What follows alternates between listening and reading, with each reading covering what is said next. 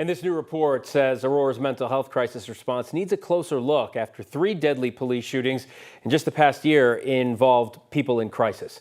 Thanks for joining us tonight. I'm Phil Lipoff. I'm Kim Christensen. 9 News reporter Ria Jean spoke with the mother of one of those victims who says she saw this coming. Yeah, and to be clear, this special report is not a ruling on whether these shootings were justified or not. Instead, the report asks whether Aurora's larger mental health crisis system could have done more before these encounters became deadly.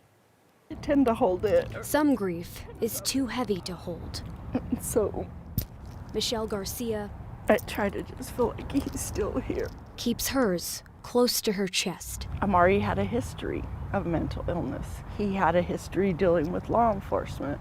Her son, Amari Garlington, was 23 years old when Aurora police shot and killed him in April. It was during a mental health crisis where police said he was stabbing an officer and a canine before he was shot. He wanted the officers to kill him. He had called me and told me goodbye and that he loved me, and I don't blame anything on the officers at all.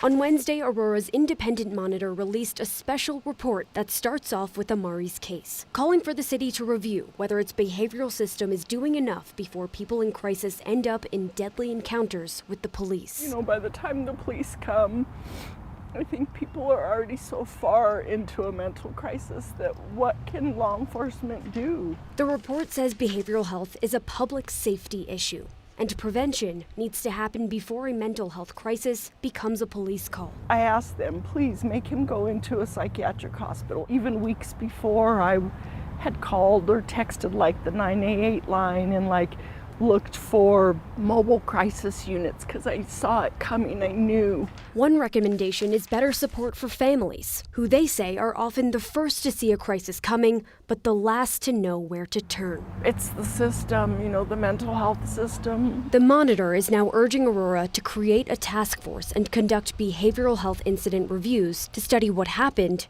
and what was missed before. You know, I get angry that he didn't get help that he needed. Do you think Amari's death was preventable? Absolutely. And the injury to the poor officer and K9, I think it all could have been preventable.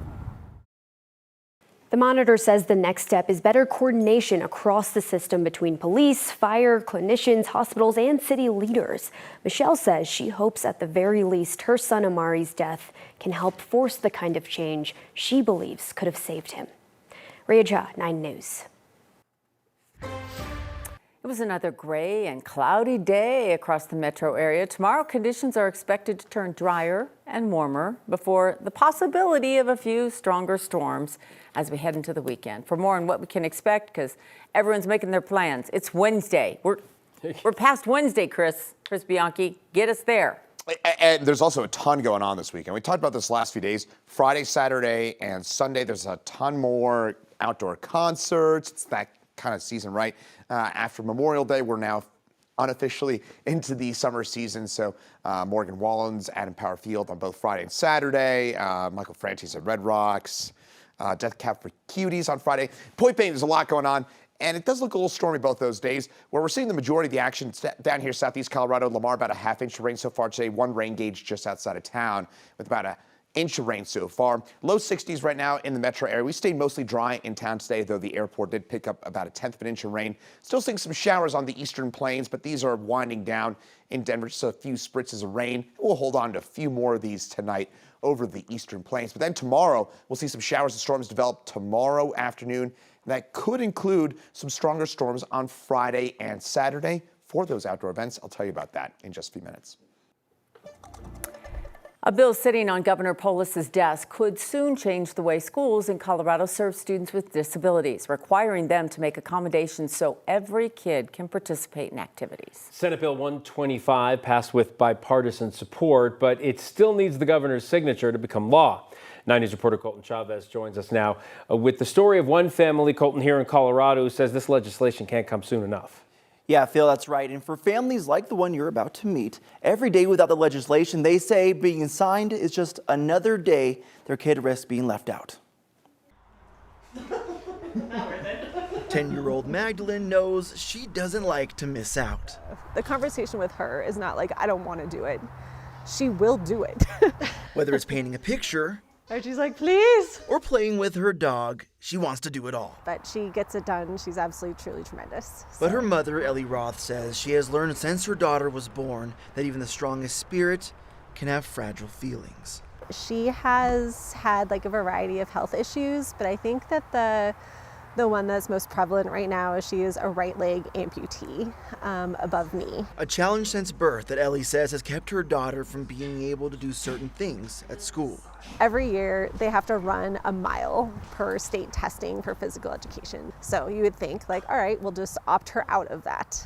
But I will tell you that opting her out of that sometimes is harder on her. Senate Bill 125 would make sure kids like Magdalene never have to sit out, requiring schools to adapt activities so every student can participate. So what we're trying to do in this legislation is put in state law the same protections that students now enjoy under federal law. Andrew Romanoff, executive director with Disability Law Colorado, says that the bill will help many of the families that his organization advocates for. The difference is that students in Colorado will be able to turn to the state government to enforce those laws rather than waiting for the feds. Like, all right, maybe a mile is like too much. So can it be a 400 meter? Ellie says putting protections like this into state law means a protected path for her daughter moving forward.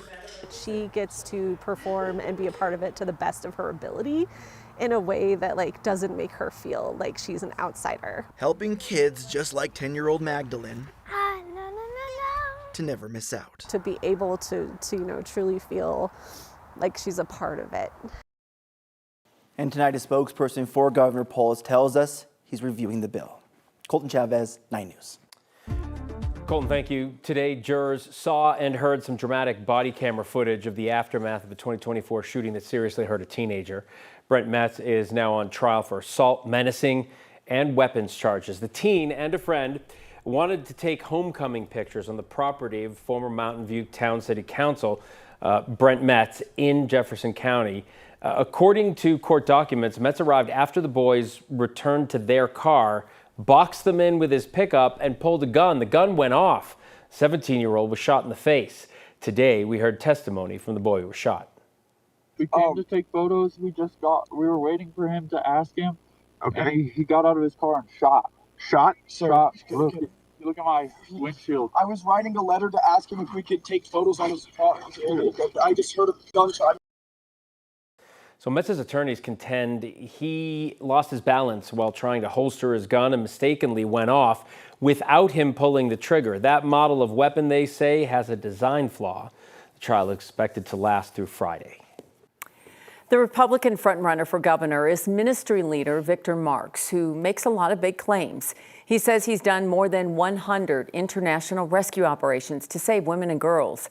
And he also says his team caught human traffickers at the U.S.-Mexico border and that he, quote, made them pay a price. Our Kyle Clark asked Marks about that. When you say the words, we caught them, do you mean your team caught them or you watched the Border Patrol catch them? We identified them, we were by ourselves, and then we brought in Border Patrol. And then you said, quote, we made them pay a price. What was the price that you made them pay? Consequences through the Border Patrol. Last night when you told the same story at your town hall, you said, we caught guys bringing kids in, they got their feelings hurt. You use that phrase, hurting people's feelings, frequently for acts of violence, right? Beating somebody up, shooting somebody, killing somebody. Did any of those things happen to those smugglers that you caught when you said they got their feelings hurt? I believe when I use the term feelings hurt, that could literally mean hurting someone's emotional feelings and sometimes other things, but we were not involved in any acts of violence against those traffickers.